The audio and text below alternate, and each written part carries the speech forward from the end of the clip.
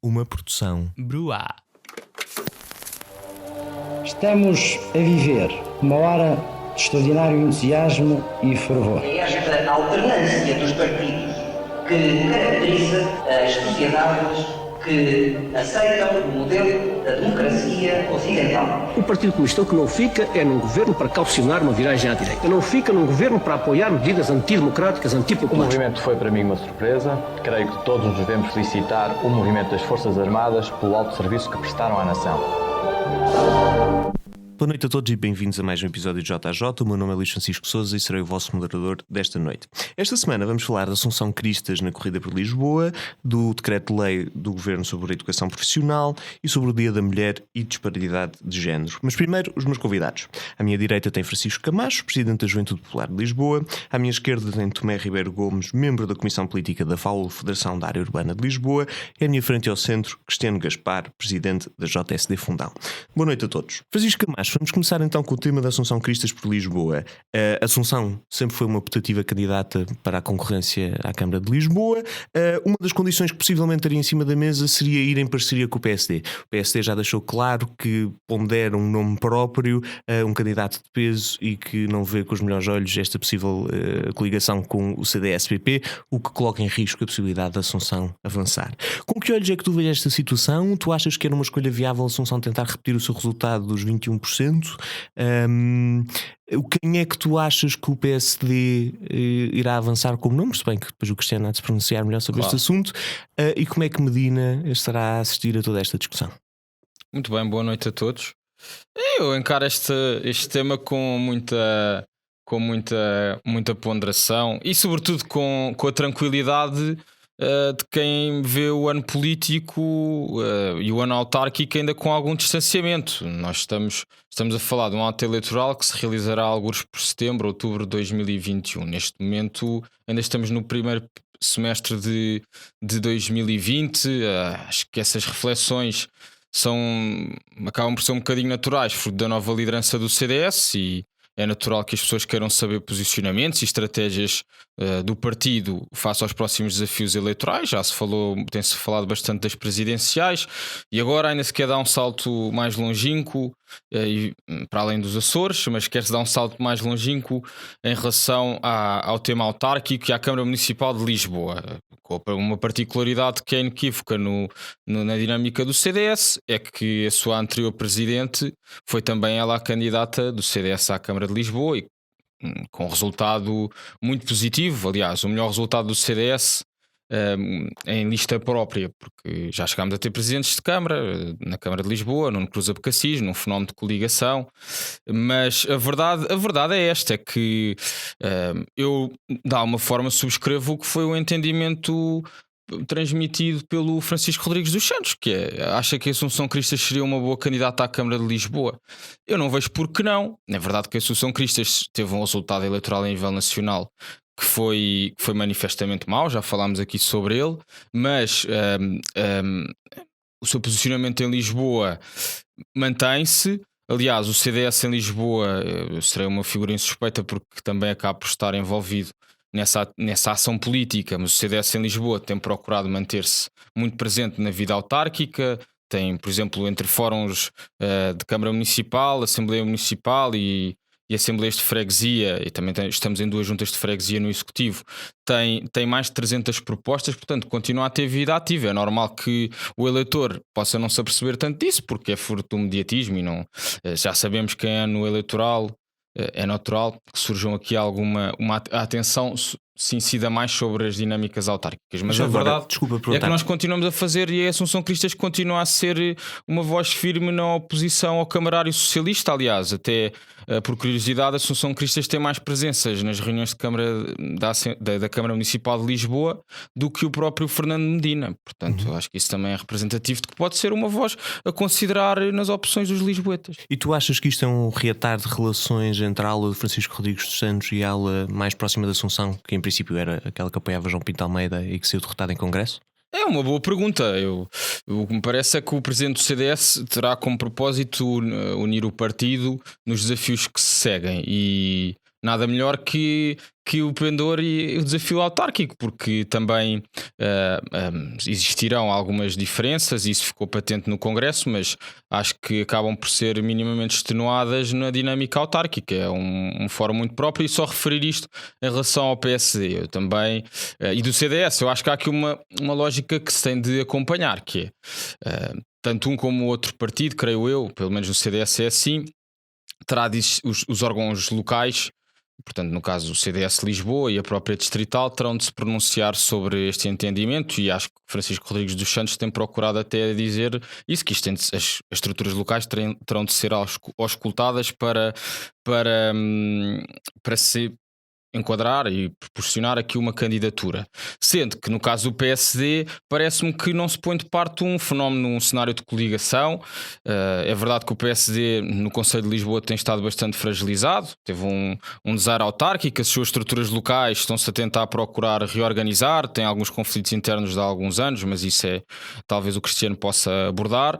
Mas a realidade é que eu estou convencido que a única forma de que o centro-direita e a oposição à direita do Partido Socialista têm de voltar a governar a cidade será numa configuração de alianças. Portanto, nós sabemos que nos fóruns autárquicos não há possibilidade de geringonças, porque é o partido mais votado que indica o presidente do Executivo, seja nas juntas, seja nas câmaras municipais, e portanto nós só ganharemos se formos a força política mais votada. E eu acho que esse cenário, realisticamente, nem PSD nem CDS, se forem a eleições sozinhos, isoladamente, poderão almejar. Sendo que Fernando Medina, respondendo à tua última questão, creio que estará preocupado porque ultimamente, fruto da sua propaganda típica, alguns números não têm corrido propriamente bem. A cidade, em matéria de índices de desenvolvimento, continua a sofrer de diversas carências, e sendo a resposta às necessidades mais transversais dos lisboetas. Obrigado, Francisco Camacho. Tomé, vamos passar para ti, de já começar por dar as boas-vindas. Obrigado por teres aceito o nosso convite. Começar por perguntar-te com que olhos é que tu vês esta possível candidatura da Assunção Cristas. Não sei se tens acompanhado parte do processo dela ou o perfil dela enquanto política, e perguntar-te no geral qual é que enquanto se nota aqui uma certa divergência que possivelmente pode desaparecer ou não entre o Partido Social Democrata e o CDS-PP, como é que o Partido Socialista se coloca perante esta questão? Achas que esta divisão vai dar uma vitória mais segura a Medina? Qual é que é a tua visão sobre este assunto no geral? Já muito obrigado, Luís, pelo convite. Gosto muito de estar aqui convosco. Não me parece que me querem imiscuir muito na vida dos vossos partidos. No entanto, deixa-me deixar a nota que eu, como figura política, vi a Assunção Cristas com muito bons olhos desde o início. Acho que é ou seja, visto de fora, é uma pena o que aconteceu ao CDS. Acho que havia ali uma síntese muito interessante que era feita indo buscar os valores da família de uma forma interessante, não é? Do ponto de vista mais estético, do ponto de vista da comunicação política, não é? E que de visto de fora o CDS parecia minimamente apaziguado, mas visto de fora, não é? E era alguém com discurso. Estás com saudades? Isto é um elogio. Isto é um elogio, claro. Politicamente, que será dizer. Quem dera ao PS que se Assunção Cristas regressasse, não é verdade? Não, isso não é bem assim em Lisboa. Vamos deixar. Pronto. Em Lisboa poderia ser uma candidata interessante, não é? O que eu acho é que é preciso muita pressa do ponto de vista do PSD e do CDS, porque o que o Camacho apelida de propaganda, na verdade, é um discurso político muito bem montado, muito bem sustentado pelo Fernando Medina, que é antigo e que agora está a encontrar concretização em coisas muito interessantes. Por exemplo, Lisboa Capital Verde, o reconhecimento de Lisboa como estando na dianteira das cidades europeias que estão a trabalhar para resolver, para chegar à neutralidade carbónica e para dar soluções muito interessantes a nível da mobilidade às pessoas e não só. E isso traz um capital político muito interessante, que eu acho que não é propaganda, quer dizer, isto não é só discurso, não é? E o próprio Fernando Medina é uma figura política com cada vez mais espessura, não é? tem um espaço de documentário nacional que dá muita visibilidade, não é? Nós sabemos que é assim. Como político, quer dizer, quando as coisas apertam, quando tu o vês, quando olhas para ele a ter que responder a questões. Acusa muito o toque, desculpa que te diga. As expressões faciais, nisso não aprendeu com António Costa. Se calhar queres fazer alguma consultoria política ao Fernando Medina, isso será muito não, bem-vindo. Acho que eu terá pessoas a trabalhar para isso. Mas do ponto de vista de discurso, não é? Da maneira como ele se aguenta sem dar o flanco a populismos, que não é um populista de todo, não é? É um homem que consegue realmente aguentar-se à bronca. Às vezes nós estamos em coisas, em eventos políticos, a olhar para ele até que se desenvencilhar de coisas muito, muito complicadas. É um tipo que não tem medo nenhum de dizer o que é que vem. Mas isto posso dizer, tu achas que um desentendimento entre o PSD e o CDS pode favorecer o Partido Socialista, ou no geral sentes que é um eleitorado que não irá flutuar nesse sentido? Epá, tudo o que for inconsistência, não é? Tudo o que prevenir, tudo o que tiver aqui, tudo o que constituir um obstáculo a apresentar uma narrativa política, acaba por ter consequências. Porque mesmo que o eleitorado não circule nesse sentido, vais sempre ter uma mobilização mais fraca, não é? E pronto, em autárquicas o eleitorado não será tão arraigadamente partidário quanto em eleições legislativas. Portanto, eu julgo que sim, eu julgo que isto que pode trazer problemas ao PSD e ao CDS. No entanto, lá está, acho que Medina é um candidato muito forte. Portanto, assim, esses desentendimentos contam, estes azares contam. Obrigado, Tomé. Vamos passar então para ti, Cristiano. No meio disto tudo, eu estou mais curioso para te ouvir falar. Qual é que é então a grande jogada do PSD? Qual é que é o pensamento? Sabemos que temos Trasilial Coelho, não deixou aqui se calhar o melhor registro desde a sua última desta dificuldade na sua eleição. O que é que o PSD tem pensado? Qual é que é este nome forte que tencionam apresentar? Qual é que é a estratégia? Bem, eu quanto à estratégia ainda não tenho conhecimento dela. Sei que muito provavelmente está a ser preparada e trabalhada. Discordo aqui do Francisco quando nos diz que setembro e outubro do ano que vem ainda vem muito longe, porque a verdade é que nós temos de começar já em cada Câmara Municipal a começar a apresentar os nossos candidatos, as nossas propostas, para que com o passar do tempo e com o decorrer do tempo e com muita calma e naturalidade consigamos conquistar o eleitorado das pessoas. E acho que o próprio CDS deixava aqui também o conselho ao Francisco, já que também tem responsabilidades fortes nessa área autárquica, para passar a mensagem de que é importante começar a preparar as eleições já. E já estão a ser preparadas. Um CDS que continua a ter mais comentadores do que vereadores. São quatro. Por acaso não sei os 4 comentadores sobretudo que não se foque tanto aqui no mundo de Lisboa, porque há autárquicas para ganhar em todo o país. Muito bem. E parece-me que é uma boa oportunidade para o CDS inverter um bocadinho o rumo de perda da sua implantação territorial, que foi em tempos também uma grande marca. Eu acho que a Assunção Cristas, em concreto, tem feito um bom mandato. Não fez como Paulo Portas, que na altura da sua candidatura andou a colar cartazes por Lisboa a dizer eu fico, e assim que perdeu as eleições fosse a andar da Câmara de Lisboa para fora. Pelo menos a Assunção Cristas tem mantido a sua palavra no que toca a esse facto. Porque o Guterres demitiu-se e depois o desafio das legislativas. Vamos deixar o Cristiano. Eu suponho que uma promessa seja uma promessa, mas para o CDS promessas são fruto das circunstâncias. Sim. Aqui, se der aqui o parceiro adequado é o Partido Socialista e não o PSD. Sabes que não. Não, acho que a Assunção Cristas daria e seria uma excelente candidata pelo facto de me parecer excepcionalmente bem preparada para o fazer. Não necessariamente a melhor candidata para o centro-direita, porque acho que será um candidato que surgirá naturalmente da área política do PSD, mas não deixa de ser a candidata melhor preparada da parte do CDS para apresentar estas eleições autárquicas. Acho que por várias razões, nomeadamente pela competência e pela qualidade das suas intervenções na Assembleia Municipal de Lisboa. Acho que mal seria o país onde fosse muito relevante que a Assunção Cristas vai a todas as sessões ou vai a muitas sessões, porque não podemos nem prezar, não podemos querer beneficiar quem simplesmente cumpre com as suas obrigações e direitos e usar isso para dizer que é a melhor candidata, porque eu espero que haja muitos eleitos da Assembleia Municipal que cumprem regularmente também do CDS com essas suas obrigações. Cristiano, posso fazer-te uma pergunta? Tu sentes que isto vai ser mais uma prova de fogo para Rui Rio? Lisboa sempre foi aqui um certo foco de oposição, de uma ala mais passista ao montenegrista. Sentes que esta autárquica em Lisboa vai ser mais a cabeça do Rio a prémio outra vez? Ou... Não, eu acho que Rui Rio, e eu acho que é a responsabilidade que decorre de qualquer liderança de um partido em Portugal, não é? Passam as eleições e a avaliação de cada político é feita, independentemente se as causas lhe são imputáveis ou não, mas a responsabilidade é sempre aferida no fim de cada momento eleitoral. E, evidentemente, se começarmos a acumular resultados eleitorais que são menos positivos, isso também coloca Rui Rio numa posição um bocadinho menos ou um bocadinho mais frágil. Agora, também me parece natural suportar aquilo que disse Rui Rio e bem, é que a responsabilidade da nomeação das pessoas, a responsabilidade de trabalhar a nível local, cabe de facto às estruturas locais.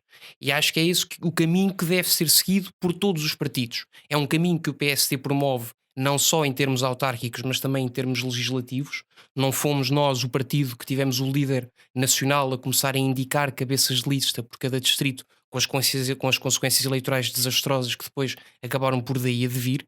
E acho que esse trabalho, que será efetuado certamente a tempo, como já o está a ser pelas estruturas locais, resultará na apresentação de um nome que mereça a confiança dos lisboetas, mais do que mereça a confiança de Rui Rio, embora, claro, seja também importante que mereça a confiança do presidente do partido, porque, enfim, é o presidente do partido. E se me permite, Sr. Luís, para concluir muito brevemente, ainda quanto a este facto, me parece interessante referir da eventual coligação. Em primeiro lugar, acho, e novamente o digo, que deve ser uma responsabilidade a ser aferida pelas bases locais. A mim custa-me como é que o CDS já está a abrir portas a uma eventual coligação com o PSD sem conhecer quais é que serão as propostas que o PSD tenciona apresentar para o próximo ciclo eleitoral, quem é que serão os candidatos que o PSD procura apresentar no próximo ciclo eleitoral. E acho que é uma discussão que se tem um bocadinho no vazio. É incrível porque aparece sempre o CDS nestas alturas a dizer então é uma coligaçãozinha aqui e tal, porque parece que é a única forma de começarem a ganhar e terem a oportunidade de ganhar eleições. Obrigado, Cristiano. Vamos passar então ao nosso próximo tópico da noite. Tomé, vamos começar contigo. O Conselho de Ministros anuncia um decreto-lei que diversifica as modalidades de acesso ao ensino superior para os alunos do profissional e do artístico. Em causa está a exclusão da necessidade dos alunos do profissional fazerem exames e a criação de uma nova via de ingresso, um concurso especial.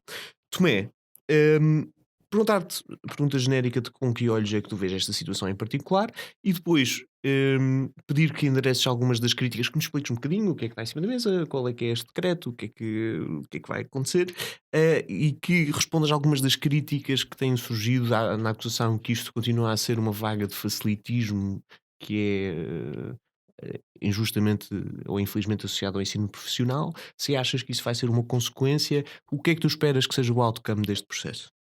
Certo. Há realmente aqui em consideração um novo modelo de ensino superior, uma nova maneira de encarar o ensino superior. Eu sei que vai gerar muita discussão aqui, felizmente. Mas esta medida em concreto, de que é que se trata? Trata-se de uma nova via de ingresso no ensino superior para os alunos que concluem o ensino profissional ou artístico.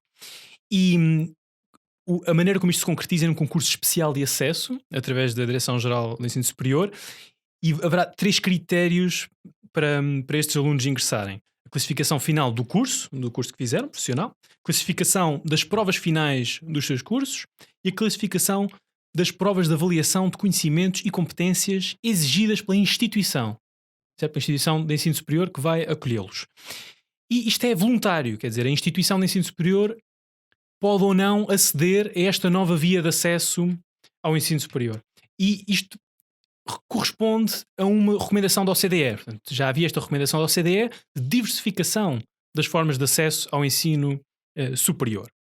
O que é que nós temos aqui? Nós primeiro temos que nos lembrar que o ensino superior não é só universidades. Portanto, o ensino superior é universidades e é politécnicos. Não é? E, portanto, será de esperar que, pela natureza dos cursos que nós estamos a falar, sejam os politécnicos a abrir a porta a esta nova via de ingresso ao ensino superior.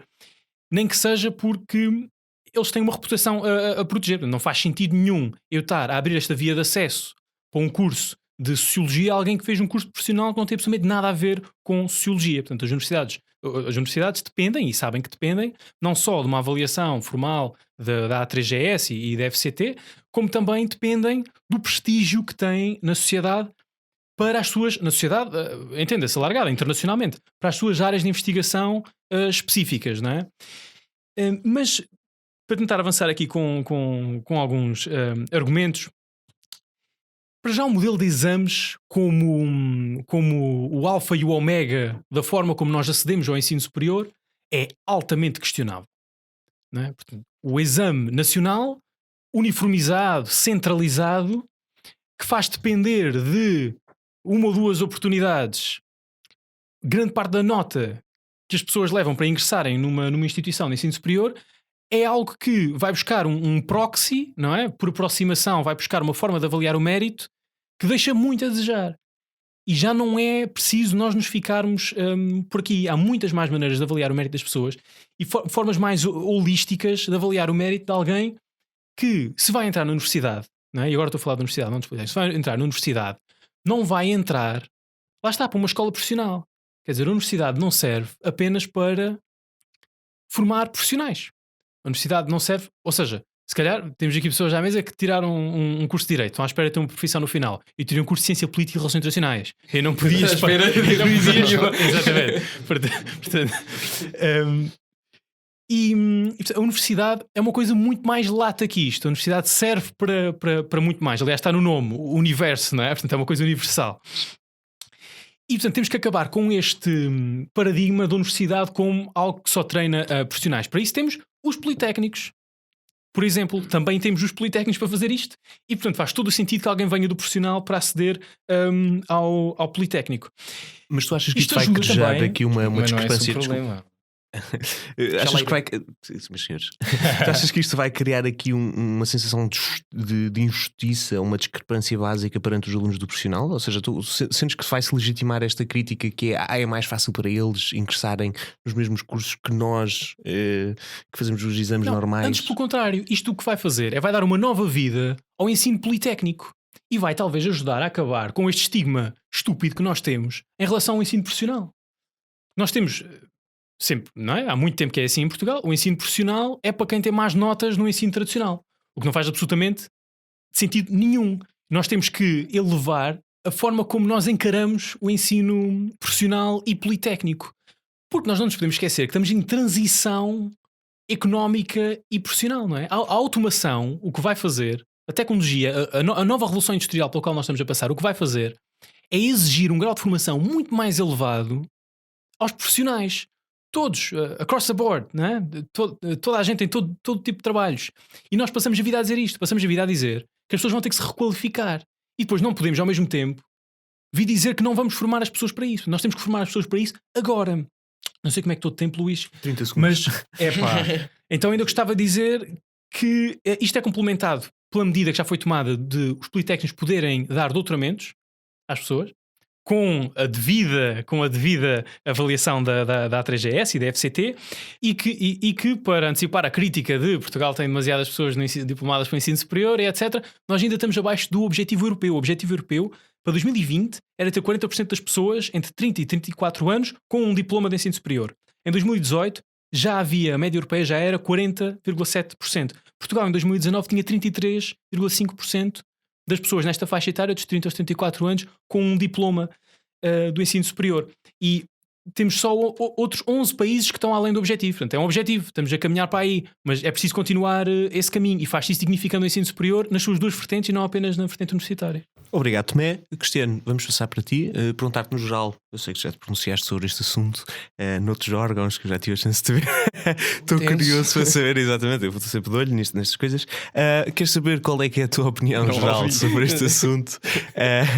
Quais são as críticas ou comentários positivos que tens a fazer a este decreto em particular, e que mudança é que achas que isto vai fazer no paradigma do ensino profissional em Portugal? Ora, esta medida, para já, e a argumentação do Tomé por acaso reforçou esta minha opinião, parece uma medida bastante utilitarista, em que de alguma forma se usam os jovens estudantes como arma de arremesso ou como joguete para pretensas medidas de favorecimento e de desenvolvimento do nosso ensino superior, para cumprimento. Já estamos a falar de metas europeias, naquilo que é o número de diplomados, quando acho que a medida, para ser discutida, não se leva tanto para aí. Porquê?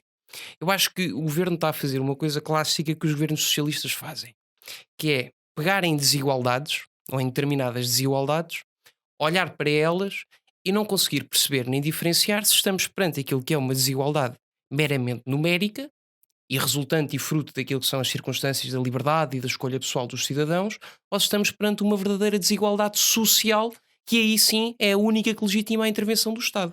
O Estado não vê um problema e acha ou melhor, vê uns determinados números, olha para os números, e neste caso estamos a falar de 85% dos estudantes que acabam o ensino secundário pela via normal seguem para o ensino superior. E por outro lado, dos estudantes que fazem o ensino secundário pela via profissional, apenas 18% acabam por ingressar posteriormente no ensino superior. Ora, estamos aqui perante uma notória desigualdade numérica. Aquilo que o governo não percebe e olha para isto e diz: ai meu Deus, mas que desigualdade temos de a combater, é que estes números são fruto de várias circunstâncias. Por um lado, daquilo que é a escolha e a liberdade do aluno quando chega à altura de escolher e de chegar ao seu ensino secundário. É ele, aconselhado pelos seus pais e aconselhado pelos seus professores, que opta por ingressar ou pela via profissional ou pela via artística, em vez de ingressar pela via do ensino secundário regular.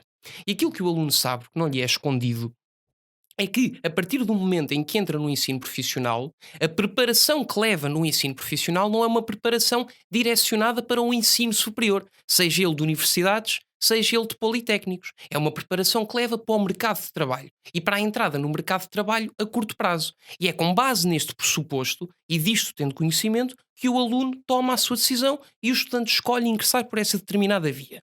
Depois, em segundo lugar, eu vejo aqui falar muito sobre o facto dos exames nacionais não serem tudo e de ser importante repensarmos novos modelos de ingresso no ensino superior. Eu sou totalmente a favor disso. Agora, eu acho que é o tipo de reforma que deve ser efetuada tendo em conta ou considerando a globalidade dos estudantes portugueses e aquilo que é, na sua globalidade, o acesso ao ensino superior.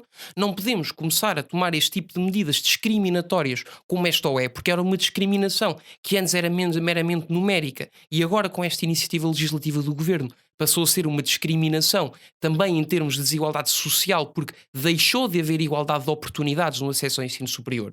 Antes existia porque qualquer aluno do ensino profissional ou do ensino artístico poderia, querendo ir para a universidade, tanto que houve até agora 18% dos alunos que o fizeram, qualquer um deles poderia ingressar na universidade ou no politécnico que quisesse. Não eram proibidos e ninguém lhes apontava uma arma à cabeça para não o fazerem. Simplesmente tinham de se sujeitar àquilo que são as regras e àquilo que se sujeitam os outros alunos e os outros estudantes todos, que é a realização de exames nacionais. A partir de agora, nós temos 2 alunos, um que tenha feito o ensino secundário normal com a exigência que lhe está conhecida, nomeadamente em termos de competências científicas e competências linguísticas, depende da área que escolha, e do outro lado temos um aluno que tirou um mero curso profissional cuja exigência intelectual não é a mesma dos cursos pela via regular de científicos e humanísticos, e acho que negar isto é negar evidências e faz-nos ficar fechados numa bolha de onde tomamos decisões políticas, e acho que é o caso disto, e a partir deste momento podem os dois ingressar na mesma universidade, ingressar no mesmo curso e um ter de se sujeitar a exames nacionais e o outro aluno não. Antes estavam os dois com a mesma igualdade de oportunidades no acesso. A partir de agora, um aluno do ensino profissional entra numa universidade sem precisar de se sujeitar aos mesmos métodos e aos mesmos exames. Eu posso fazer uma questão, Cristiano? Claro. Então tu irias mais longe, não é? Tu pensarias em retirar este requerimento, este requisito dos exames para toda a gente? Não, de todo. Eu sou totalmente a favor à existência de exames. O que eu estou a dizer é que, se queremos repensar o modelo, não podemos avançar à bruta com uma iniciativa legislativa que visa, na minha opinião, encher as universidades e os politécnicos de gente para pagarem propinas e contribuírem para as receitas das universidades e contra o subfinanciamento crónico que lhes é conhecido, enquanto que poderia estar a ser uma medida verdadeiramente reformista e alargada, se quiséssemos caminhar nesse sentido, que repensasse o modelo de acesso ao ensino superior. Agora, não criando aquilo que é uma desigualdade descarada que existe neste momento. E para terminar, queria só rebater, porque não percebi bem o argumento do facto de ser voluntário das universidades ou dos politécnicos o quererem fazer e só nessas circunstâncias é que acontece. Bem, mas para mim, no que toca a avaliar da justiça e do mérito de uma determinada lei, basta uma universidade ou basta um único politécnico quererem receber esses alunos sob estas novas circunstâncias para a medida passar a ser injusta e, como dizia também Santo Agostinho, e para terminar em beleza, com o amigo católico que a malta do CDS já vai ficar orgulhosa de mim, uma lei injusta não é lei. Obrigado, Cristiano. Vamos passar para ti, Francisco Camacho. Pedir, os dados já estão em cima da mesa, já os conheces, perguntar com que olhos é que tu vês isto, se achas que isto vem no sentido de valorizar o ensino profissional, se achas que vem no sentido de desvalorizar. Por acaso estou particularmente curioso para saber em quais dos 2 polos da discussão é que tu te colocas. Sim. E pedia para te comentares esta situação de se achas que isto vai causar alguma desigualdade, como o Cristiano estava a dizer aqui, um sistema de desigualdade inerente, ou se por acaso achas que isto vem, que é o principal argumento a favor que eu tenho visto ser utilizado neste caso, mitigar uma própria desigualdade já existente, que é as provas do acesso ao ensino à universidade não são direcionadas, não são 100% compatíveis com o currículo ensinado no profissional. Portanto, isto vem criar uma desigualdade, vem mitigar uma desigualdade. Qual é que é a tua posição sobre o assunto? A minha posição, eu não, quer dizer, não consigo pôr as coisas nesses termos a respeito das desigualdades. Eu consigo fazer uma análise particular sobre os dados e sobre o estado do ensino superior. Bem, nós, por exemplo, falámos aqui de formas de acesso ao ensino superior. Nós quisermos olhar para algumas realidades não muito longínquas das nossas, podemos ver outras formas de acesso, e eu acho que a nossa forma de acesso de momento é mais justa do que as outras. Por exemplo, no caso inglês, nós temos um acesso em que os alunos que se querem propor à frequência de uma determinada estabelecimento de ensino superior têm de fazer exames naquela faculdade e submetem-se, e, portanto, no fundo, isso no caso de Portugal ditaria que um aluno que quer ir para o técnico faz exames do técnico, se quer tentar na Universidade do Porto, tenta na Universidade do Porto e anda pelo país a fazer este tipo de exames. Sendo que no caso inglês depois há aqui outras dimensões das propinas e do seu financiamento. No caso francês temos um modelo também interessante, que eu não consigo redimensionar muito bem para a realidade portuguesa, mas no fundo é quase um livre acesso ao ensino superior, desde que as pessoas cumpram o ensino secundário, e depois há quase uma seleção natural no primeiro ano de frequência de determinado curso. Ou seja, se as pessoas não estão preparadas, o sistema francês basicamente acaba por fazer uma seleção natural pelas reprovações, pelo insucesso dos estudantes, e também não me parece um modelo ideal. No caso português, nós temos uma dimensão muito focacionada no princípio do acesso por via dos exames, sendo que não é o único critério, como nós sabemos, já passámos por essa situação. Temos essa dinâmica dos exames, mas depois também é ponderado pela média interna. Depois podem surgir aqui alguns problemas de inflação de notas, também sabemos que isso é uma realidade, mas verdadeiramente parece-me um modelo que, para dar uma resposta ao ensino superior mais transversal à população, é o mais justo, porque faz um juízo quase de prova cega, em que o computador seleciona e aloca a distribuição e colocação de entrada no ensino superior. Ora, o que está aqui em análise na proposta do governo parece-me uma realidade muito semelhante ao que aconteceu, por exemplo, nos ingressos para maiores de 23 anos, em que as instituições de ensino superior, e este modelo ainda se mantém de alguma forma, optam por abrir um determinado número de vagas para acesso a maiores de 23 anos, e esses maiores de 23 anos devem-se propor a um conjunto de exames para aceder às instituições de ensino superior. Este modelo, até pela A3E, já responsáveis da A3E já se pronunciaram sobre esta dimensão, foi um fracasso. Porquê? E eu acho que também será um fracasso se esta proposta for para a frente. Porque nós hoje assistimos, isso sim, a uma primeira e segunda divisões no ensino superior português, em que temos um conjunto de estabelecimentos de ensino maioritariamente públicos, que são de excelência, que são muito referenciados no mercado de trabalho, na esfera académica, na componente de investigação, e que são bastante concorridos. E depois temos uma segunda divisão em que eu não colocarei as coisas tanto entre universidades e estabelecimentos de ensino politécnicos, porque acho que há politécnicos excelentes, até já almejam ter requisitos de universidade, por exemplo, o caso de Leiria. Mas a verdade é que há uma segunda divisão, onde está um conjunto de universidades e de politécnicos que são quase as sobras daqueles que não conseguiram atingir estas instituições de primeira divisão. E a verdade, nos acessos aos maiores de 23 anos, é que esta realidade existe essencialmente nestas instituições de segunda divisão. E, portanto, o que me parece aqui é que o objetivo do governo, parece-me, é: nós queremos, encarando os benefícios do ensino superior, queremos que se torne uma realidade ainda para mais gente. E eu acompanho esta preocupação. Acho que o ensino superior tem grandes mais-valias. Isso é um debate que poderemos ter, mas acho que é real. Mas quer, basicamente, subverter um bocadinho os princípios e as regras do jogo, criando aqui uma via que, como o Cristiano, eu acompanho grande parte do pensamento que o Cristiano aqui expressou. Eu acho que é uma via que não se coaduna estritamente com o que é depois esse facultar e essa aprendizagem que existe numa instituição de ensino superior. E, portanto, parece-me, por exemplo, eu sei que há aqui sempre um risco, não é? Um jovem de 15 a 16 anos faz uma escolha que pode terminar depois um período importante da sua vida. Mas isso também acontece, por exemplo, no ensino secundário, em que um jovem, por exemplo, se for para uma área de ciências, quer ir para uma vocação mais humanística depois quando chega ao 12º ano e tem de se sujeitar a essas provas. E, portanto, o que me parece aqui é que o governo quer mudar o ensino superior, mas mudando o ensino secundário. Porquê? Porque sabe perfeitamente que uma mudança no ensino superior que eu não desejava, atenção, uma mudança no ensino superior é muito mais difícil por força do regime jurídico próprio das instituições de ensino superior, da autonomia que é conferida às universidades, e procura fazer aqui quase uma parangona que me parece manifestamente, por esta realidade que nós já temos do acesso por maiores de 23 anos, que não será benéfica. Portanto, nós hoje, na academia, só falar aqui que o Tomé deu alguns dados, eu também acho que há outro dado interessante para a mesa.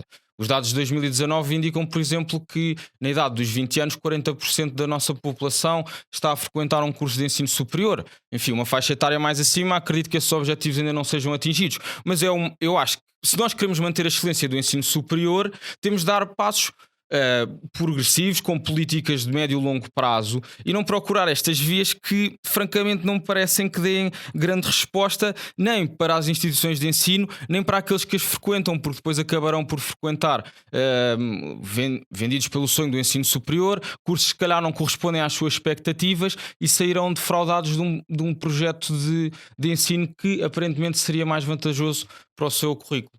Obrigado, Francisco Camacho. Queres pronunciar alguma coisa sobre isto? De 30 segundos, não é? Antes de fecharmos o tema?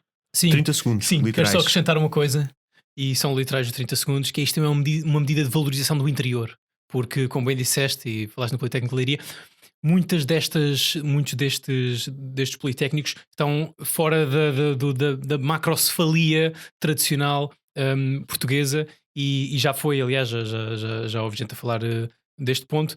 É muito interessante ver estes politécnicos a dinamizar as suas áreas com a formação de profissionais. Mas é com a excelência do ensino, não é? Com a facilidade do acesso que se resolve mas isto a atratividade do interior. Vamos passar então para o último tópico da noite, disparidade de género e o Dia da Mulher. O Dia da Mulher passou agora no recente dia 8. Por grande falha nossa, não temos efetivamente nenhuma mulher no painel para poder comentar esta situação. Desde já peço desculpa. Tem que ser, tenho que admitir as meia-culpas que tem que ser.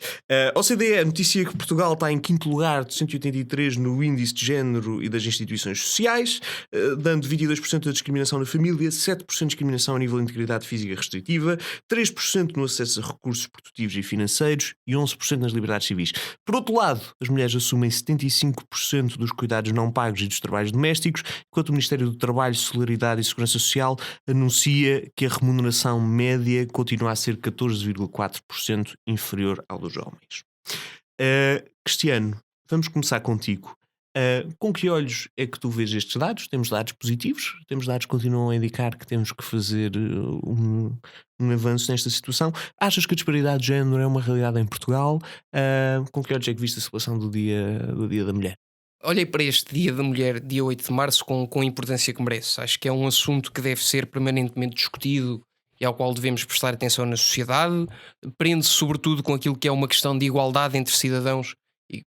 Como nós sabemos, a dita igualdade é um facto que merece a sua consagração constitucional na nossa lei fundamental, e porquanto tudo devemos fazer e todas as formas devemos batalhar e lutar para tentar ao máximo reduzir todo o tipo de fossos que existam, a não ser aquele fosso económico que é o que nos distingue ideologicamente, mas em termos de igualdade de oportunidades entre os cidadãos, nomeadamente entre homens e mulheres, acho que é uma batalha que deve ser assumida por toda a linha partidária, da esquerda à direita e de cima a baixo, se quisermos também olhar para o conservadorismo e para o liberalismo no quadrante político. Olhei também com alguma atenção para o documento que tu citaste, relativamente àquilo que são os índices para 2019 e que mostram Portugal como o 5º país em 120, não é, com leis e normas sociais igualitárias. Eu para já achei um bocadinho no absurdo, porque são...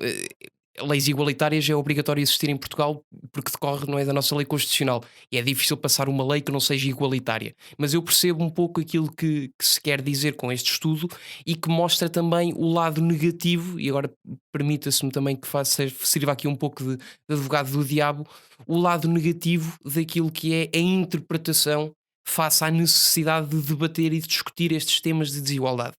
porque da mesma forma que nós falámos daquilo que são as estatísticas, no caso do ensino superior ainda há pouco, é também importante olhar para estas estatísticas que se prendem mais com as tais as ditas e alegadas desigualdades entre homem e mulher e tentar descobrir aquilo que está por baixo delas e não tanto olhar apenas para os números enquanto resultado final.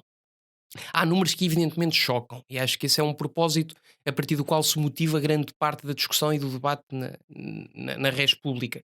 E acho que quando se parte a partir do princípio do choque, é sempre um mau princípio, porque nós podemos de facto dizer que hoje em dia as mulheres gastam 3 vezes mais horas por dia do que os homens em atividades, tarefas domésticas, mas muito provavelmente estamos a considerar aquilo que é em Portugal termos toda uma geração da idade, digamos, dos nossos avós, cujas mulheres muito pouco trabalharam e muito pouco tempo dedicaram à sua vida profissional e então passam necessariamente ou passaram necessariamente muito mais tempo da sua vida dedicando-se por escolha e opção própria, seja tomada por si mesma, seja tomada pelo conjunto enquanto agregado, enquanto que necessariamente o homem lá está, vai evoluindo de geração para geração, enquanto o homem se dedicava à atividade profissional. E portanto não acho que é uma diferença que se vá desbatendo no imediato, a curto prazo, acho que será e virá a acontecer a médio e longo prazo, conforme as gerações continuarem a passar. Depois, eu acho que é também, e isto é o mais gravoso, de desconsiderar ou de achar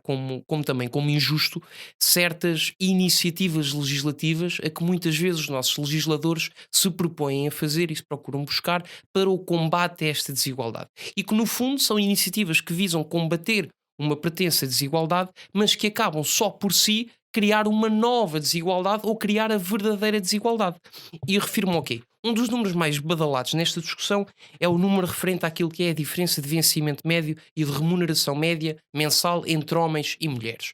E já tem sido bastante discutido aquilo que é a realidade da produção destes números e da produção destes resultados. E nós sabemos que é um método que tem apenas em conta um cálculo de uma média aritmética que não considera aquilo que são as escolhas pessoais, que não considera aquilo que Consegues são... ser mais específico com essa... Até consigo apresentar um exemplo muito claro, que é, e digo bastantes vezes, numa sociedade onde nós temos apenas 100 pessoas, e das quais são 50 homens e 50 mulheres, e das quais 50 desses homens decidem ser médicos e 50 dessas mulheres decidem ser enfermeiras, chegamos ao fim e, fazendo as contas, também temos uma diferença brutal de remuneração mensal média entre os homens e as mulheres.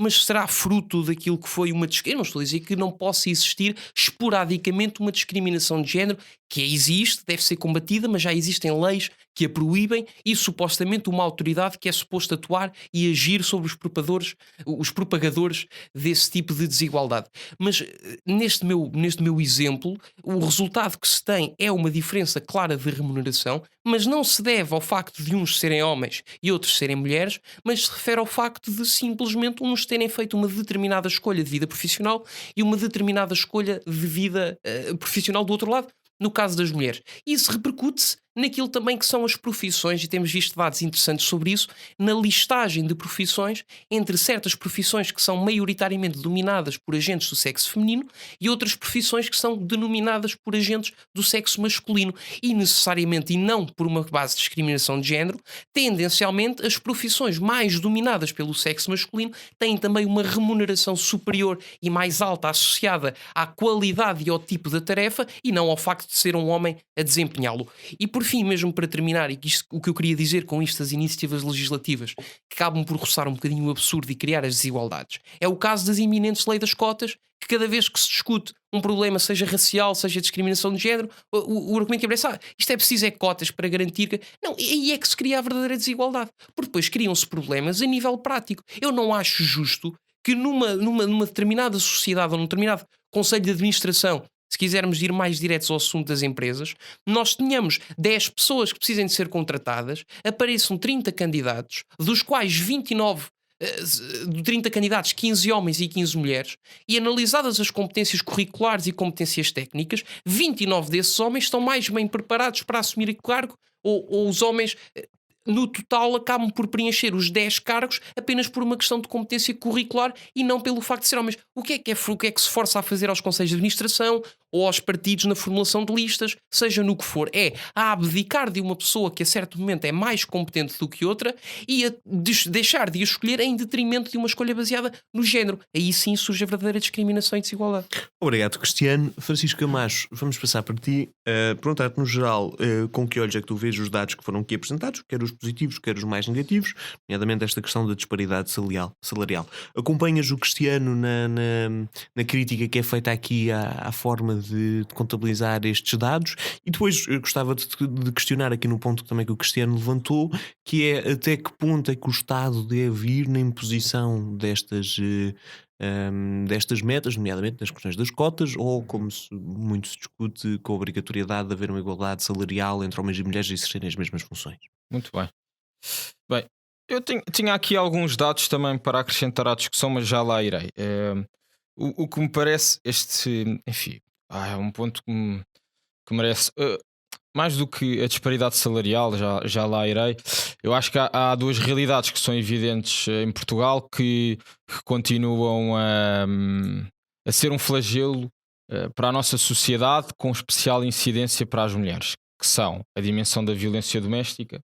Infelizmente temos tido cada vez, pelo menos há mais números que vêm a público. Eu me admito que isso possa toldar um bocadinho a amostra inflacionando-a, mas isso também é importante saber-se verdadeiramente a dimensão dos números, mas são números muito preocupantes. E depois a dimensão da natalidade, que eu considero que Portugal continua a ser um país com muito poucas políticas de apoio à natalidade. E isso reflete-se também nesta dimensão da discriminação em função do sexo de cada um, que é, nós temos, por exemplo, hoje um dado que a Pordata já nos dá, não é surpreendente, nós temos hoje mais famílias monoparentais. Normalmente estas famílias monoparentais é mãe e filho, e essa realidade muito associada também a uma dinâmica de pobreza estimula este fosso que depois resulta nestas dimensões de maiores dificuldades de acesso a carreiras bem-sucedidas, a cargos de topo, disponibilidade para uma pessoa se envolver na dinâmica da vida pública. E eu acho que isso são tudo números muito preocupantes que nos devem fazer discernir tanto sobre o nosso sistema judicial e a nossa dinâmica da segurança em sociedade, mas também nesta componente de termos um flagelo no apoio à natalidade que o Estado português não é de agora, não tem conseguido inverter, e as mais prejudicadas por isso mesmo são as mulheres que, bem ou mal, eu acho que bem, têm a legítima pretensão, muitas delas, de serem mães, e que sendo mães, que isso não prejudique também uma dimensão importante na sua concretização pessoal, que é a dimensão profissional. E nesse aspecto Portugal até pode ser um país avançado em matéria legislativa, mas eu creio que no espírito com que encaramos este desafio, mais do que a letra da lei, ainda estamos muito longe. E portanto tivemos agora, por exemplo, a questão das cotas. Eu vou dizer uma coisa que é o pensamento que eu tenho, que eu acho que a política das cotas é uma resposta muito superficial do Estado aos problemas e que não os resolve verdadeiramente. Porquê? Na dimensão política, por exemplo, nós temos os partidos ainda não pensaram verdadeiramente, se calhar, porque é que há alguma dificuldade em captar mulheres. E eu acho que um dos problemas, por exemplo, assentes na vida política é a exposição excessiva que existe na vida política. E isso eu acho que é um dissuasor do envolvimento, por exemplo, de mulheres na política, porque se calhar já têm uma dimensão de encargos familiares maior, não se querem estar a sujeitar a isso. Eu acho que essa é uma reflexão mais profunda que não se resolve com diplomas legislativos. E depois também me parece aqui outra questão que nós vimos nas cotas em empresas cotadas na Bolsa, é que, do ponto de vista da legitimidade do Estado, eu acho muito questionável que se usem empresas privadas para fazer políticas públicas, e políticas públicas que, enfim, poderão ter algum impacto, mas eu acho que há aqui uma inversão das tendências, e eu acho que uma resposta sensata, por exemplo, era aumentar o número de creches, a oferta pública de creches, que é muito diminuta. Agora, eu gostava de dar alguns dados à discussão que também são relevantes. Nós hoje, e num minuto vou dá-los, nós hoje já temos alguns dados positivos do que é um envolvimento e de uma evolução social e da nossa resposta às mulheres. Por exemplo, hoje temos mais mulheres matriculadas no ensino superior, também temos mais mulheres que estão a frequentar bolsas de doutoramento e, consequentemente, serão bem-sucedidas, e teremos mais doutoradas do sexo feminino do que doutorados. Temos, e obviamente, mais mulheres no ensino básico e no ensino secundário do que homens. Portanto, a taxa de escolarização absoluta das mulheres é maior do que a dos homens. Isto são indicadores que há pelo menos algum trabalho a ser feito. Mas depois também temos um campo da justiça que é importante. E quando falamos de igualdade, também temos de equilibrar a igualdade com uma opção equitativa. Por exemplo, eu não imagino que haja uma procura abismal e absoluta e cega da igualdade. Falando de justiça e delinquência, os homens há um número muito mais significativo de homens condenados por crimes do que mulheres, e até há, portanto, a população prisional no sexo masculino é muito maior do que no sexo feminino, e até há alguns estudos académicos que nos dizem que há alguma benevolência da parte dos magistrados consoante se trata de uma mulher ou de um homem, sendo que há um sentido mais punitivo para o sexo masculino. Mas hoje eu acho que há alguns indicadores muito interessantes. Portanto, há discriminações, eu não tenho grandes dúvidas disso, mas temos que procurar respostas consequentes a estas questões, e eu acho que a nível estrutural essas respostas estão no âmago das fragilidades que as mulheres ainda têm em Portugal, tanto na fragilidade física, nas questões de violência doméstica, como na fragilidade social, nas respostas a que queiram ter quem quer constituir família, e não tanto nestas. Eu percebo a questão das cotas, mas acho que é uma parangona que no final do dia tem resolvido uma coisa, que tem resolvido dar respostas às mulheres de elite, que se envolvem na política e às mulheres de elite que têm cargos nas empresas de topo. Obrigado, Francisco Camacho. Tomé Ribeiro Gomes, vamos passar para ti para acabar o nosso programa. Com que olhos é que tu vês os dados que foram apresentados e discutidos até agora, quer os positivos, quer os negativos? Que caminhos é que ainda temos que passar e até que ponto é que o Estado pode ir, nomeadamente nestas questões das cotas de género e da igualdade salarial? Sim, eu gostava de mencionar aqui alguns dados negativos, mas se não te importas eu vou pegar para um argumento do Cristiano, que eu acho muito bom tentar desmontar este argumento para mostrar realmente um dos problemas que nós temos na discussão e porque é que precisamos de medidas que sim, são superficiais como as cotas, mas mesmo assim são necessárias. Esta questão dos 50 médicos e das 50 enfermeiras. Quer dizer, o facto de nós pegarmos em 100 pessoas interessadas em medicina e acabarmos com 50 médicos e 50 enfermeiras diz-nos qualquer coisa sobre a cultura que leva as pessoas a escolher estas profissões. A escolha até pode ser livre, até pode haver, não é? Até posso preferir ser enfermeiro do que médico, mas temos que nos perguntar porque é que há esta diferença de género em profissões que se calhar são bastante semelhantes no tipo de atividade que fazem, não é? Eu não podia fazer nenhuma delas claramente, não é? Porque se todos os dias eu estivesse a ver pessoas com problemas, eu não sei o que é que quero deixar um elogio a todos os médicos, médicas, enfermeiros e enfermeiras que estão a ouvir. E portanto, se eu tenho as tais 30 pessoas e os CVs dos homens são todos melhores e eu acabo com 29 homens e uma mulher, eu não posso só dizer, olha, calhou. Porque é que calha tantas vezes? Porque é que calha tantas vezes que acaba por ter um efeito estatístico enorme? Porque é que calha tantas vezes este resultado quando, como o Camacho acabou de nos dizer, as mulheres até têm melhores resultados académicos? São mais educadas que os homens na nossa sociedade. Portanto, claramente há aqui algum mecanismo cultural, societal, a fazer com que elas acabem por ser preteridas para os trabalhos e sim, também a receberem salários menores para a mesma função, que é uma coisa que também há dados sobre isso. Preteridas ou e quando não há direcionadas? dados, há muitos casos nos mídias. Desculpa? Dirias preteridas ou direcionadas para determinados trabalhos em detrimento de outros? As duas coisas. Parece-me que as duas coisas. Repara, eu aceito perfeitamente e acho que temos que manter no discurso a ideia de que é perfeitamente legítimo para uma mulher querer fazer a sua vida familiar exclusiva. É perfeitamente possível para uma mulher querer realizar-se na sua família, se calhar até ter uma profissão que não lhe interessa assim tanto. Eu não tenho problema nenhum em admitir isto.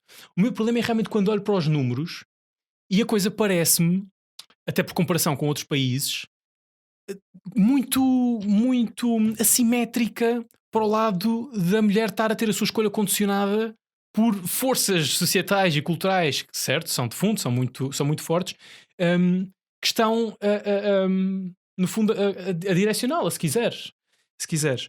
E o Instituto Europeu para a Igualdade de Género, por exemplo, diz que Portugal ainda está entre os piores em igualdade de género, isto em 2019. Quer dizer, estamos ao pé da Grécia e da Hungria com 59 pontos. A Grécia e a Hungria têm 51 pontos. Há aqui, passa-se qualquer coisa, não é? A Organização Internacional do Trabalho também diz que nós somos os terceiros piores em questão de níveis salariais. As cotas onde podem entrar é, por exemplo, para aproveitar o exemplo que a Camacho deu, é, por exemplo, obrigar os partidos a pensar isto. Ok, eu agora tenho que meter 33,3% das mulheres nas listas. 33,3% das listas têm que ser mulher. O que é que eu vou fazer, não é? Para integrar estas mulheres da melhor forma, não é? Desculpa estar a interromper, como é que porque eu acho que este é um tema que merece mesmo uma reflexão. Para a educação política, desculpa. Mas que é, nós criámos uma obrigação dos partidos terem esta cota. Sim. Mas eu acho que verdadeiramente nunca houve um grande debate interpartidário para perceber por que razão é que as mulheres não se têm envolvido, e é preciso estes mecanismos impositórios, percebes? A minha esperança é que o debate venha depois de haver a imposição. Porquê? Porque essa imposição é das poucas coisas que o Estado pode fazer. Quer dizer, é muito difícil fazer políticas públicas que vão resolver problemas, males societais, não é? É muito difícil. E isso acaba por ser um mal menor, tu legislares essa obrigatoriedade e esperares que as pessoas depois façam uma coisa muito natural, que realmente atinjam algum tipo de paridade. E já há questões em que é ao contrário, não é? Em que o sexo protegido tem que ser o masculino, e ainda bem que é assim. E deixa-me só acrescentar também o meu completo apoio pela ideia de que temos de ter uma maior oferta pública de creches, e um elogio também à nossa legislação sobre a licença parental masculina, que realmente é muito boa. Bem, obrigado, Tomé. Agradeço a todos a vossa presença e resta-me só desejar-vos uma boa noite e vemo-nos para a semana.